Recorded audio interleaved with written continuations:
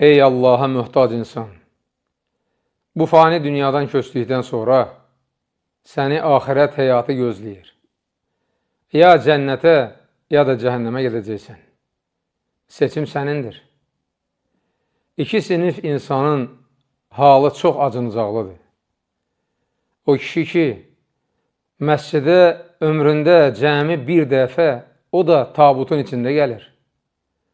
Bir də o qadın ki, onun ayıb yerləri yalnız kəfənlə örtülür. Nə vaxta qədər bu halın davam edəcək? Nə vaxta qədər qəflətdə qalacaqsan? Xoşuna gəlməsə də, bu acı həqiqətdir.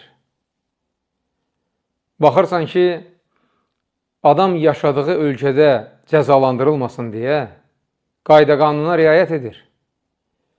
İş yerindən qovulmasın deyə özünə tapşırılan hər bir işi yerinə yetirir.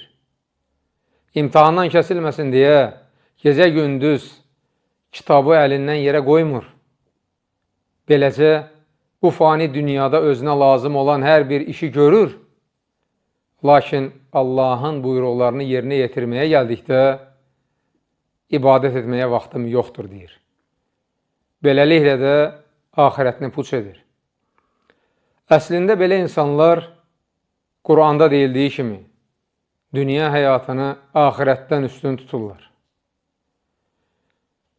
Hər bir halda Allahdan istəyimiz budur ki, bizə gözəl sonluq nəsib etsin və bizi Firdovs cənnətinin sakinlərindən etsin.